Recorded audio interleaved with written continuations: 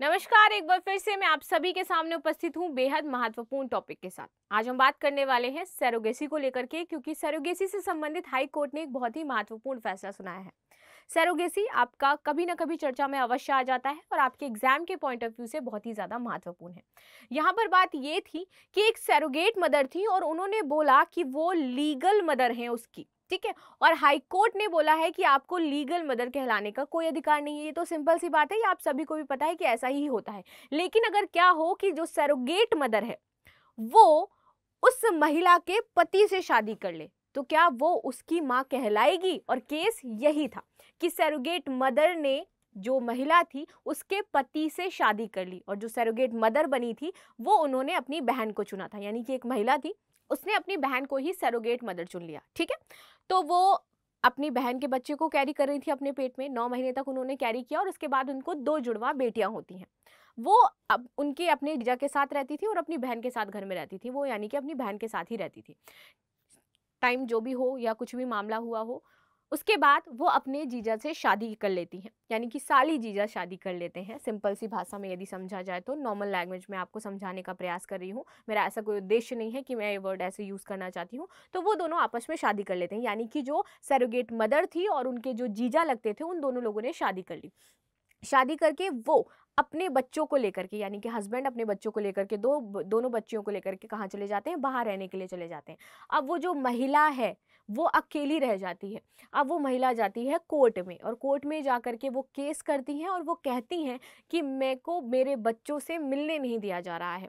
मामला पहुंचता है कोर्ट में, तो वो महिला जो सरोगेट मदर है वो कहती है कि मैं इनकी बायोलॉजिकल मदर हूँ, क्योंकि मैंने इनके हस्बैंड से शादी कर ली है, हम दोनों हस्बैंड वाइफ हैं, तो अब ये क्या हुए? मेरे बच्चे हो गए। तो यहीं पर कोर्ट अपना फैसला सुनाता है और वो कहता है कि भले ही आप लोगों ने शादी कर ली है, इससे कोई लेना देना नहीं है, लेकिन आप कभी भी, अगर आप सरोगेट मदर हैं, तो किसी भी हाल में, भले आप शादी भी कर ले, उसकी आप बायोलॉजिकल मदर नहीं कहला सकती हैं। आप सिर्फ उसकी, हम जेनेटिकल मदर कह सकते हैं आपको, लेकिन हम बायोलॉजिकल मदर नहीं मानेंगे।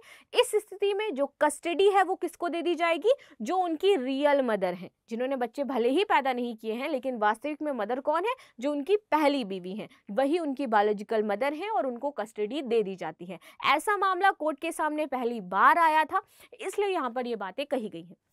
तो इसी को हम डिटेल में समझेंगे। क्या मामला था वो तो मैंने आपको बता ही दिया। हम समझेंगे कि सरोगेसी आखिर क्या होती है, इससे संबंधित नए कानून प्रावधान क्या आए हैं और अभी क्या इसमें चेंजमेंट किए गए हैं। शुरू कर लेते हैं आज की क्लास। मेरा नाम है प्राची मिश्रा और संस्कृति आईएएस के इस प्लेटफॉर्म पर आप सभी का स्वागत है।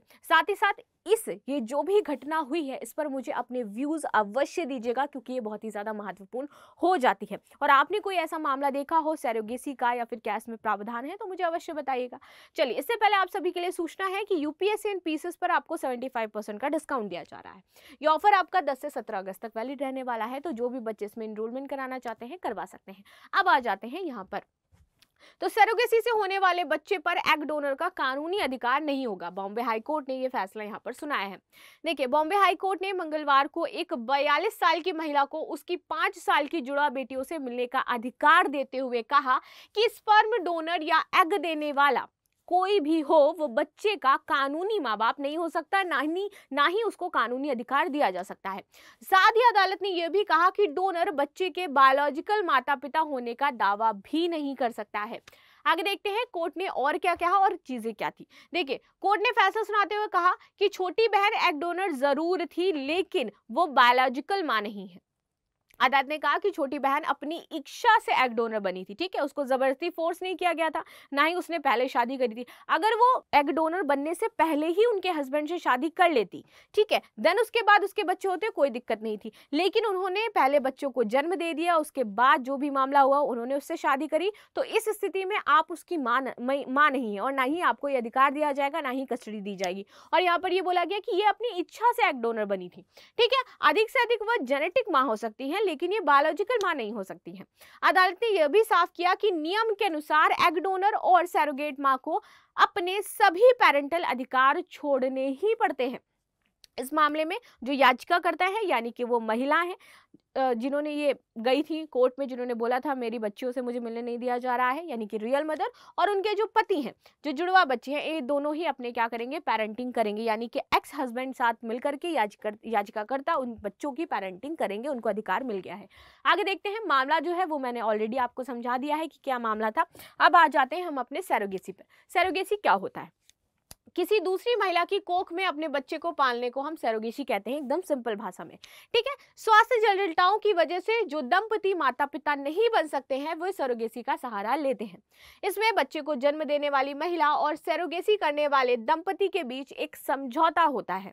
इस समझौते के तहत जन्म लेने वाले बच्चों के कानूनी माता पिता सरोगेसी करवाने वाले दंपति ही होते हैं। ठीक है, और यही यहाँ पर एक इंपॉर्टेंट चीज पॉइंट आपका हो जाता है कि कानूनी माता पिता वही होंगे जो सरोगेसी करवा रहे होंगे।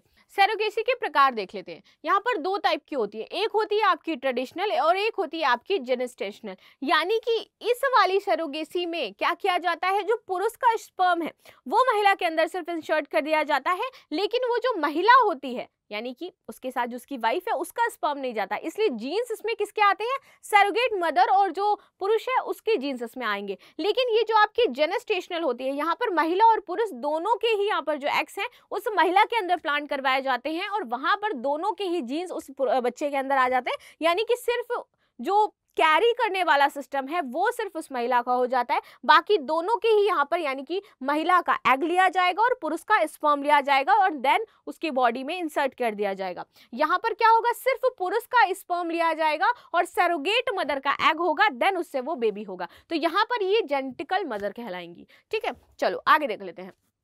पारंपरिक सरोगेसी, यानी कि पारंपरिक सरोगेसी में दाता या पिता के शुक्राणु को सरोगेट मां के अंडाणु में मिलाया जाता है।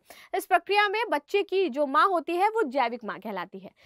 बच्चे के जन्म के बाद उसे कानूनी माता पिता सरोगेसी कराने वाले दंपति ही होंगे। दूसरा आता है जेनेस्टेशनल, यानी कि माता और पिता दोनों के शुक्राणु और जो एग हैं उनको उस महिला के अंदर ट्रांसप्लांट करवाया जाता है। इसमें वो जो महिला है जो जैविक माँ भी नहीं कहलाएगी, क्योंकि उसका कोई लेना देना ही नहीं है, सिर्फ क्या है उसने उनके वॉर्म का यूज किया है। ठीक है, आगे आ जाते हैं। भारत में सरोगेसी को लेकर के नियम क्या है। केंद्र सरकार ने सरोगेसी रेगुलेशन नियम 2022 में कुछ बदलाव किए हैं, बात कर लेते हैं।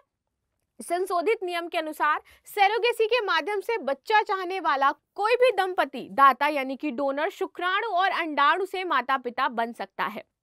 नेक्स्ट है यहाँ पर शुक्राणु या अंडाणु दोनों में से एक युग्मक संपत्ति दंपति का होना चाहिए। यहाँ पर ये कोई बाउंडेशन नहीं है, चेंजमेंट के जरिए कर दिया गया है। पहले ऐसा था कि बोला जाता था दोनों का हो, ठीक है, यानी कि हस्बैंड और वाइफ दोनों का होना चाहिए, लेकिन अभी ये कह दिया गया है कि दोनों में से किसी एक का होगा तो चलेगा, आप सरोगेसी करवा सकते हो, लेकिन पहला ये नियम आपका नहीं था। नेक्स्ट है, दंपति अगर चिकित्सीय रूप से अक्षम है तभी सरोगेसी की सुविधा उसको प्राप्त हो सकेगी। अगर वो वाकई कोई दिक्कत है तभी वो सरोगेसी करवा सकता है।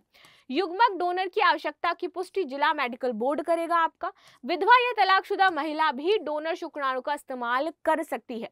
किसी अविवाहित महिला को अब भी सरोगेसी के जरिए मां बनने की अनुमति नहीं दी है सरकार ने, लेकिन विधवा और तलाकशुदा को यहाँ पर मिली हुई है। आगे देखते हैं पूर्ववर्ती नियम क्या थे।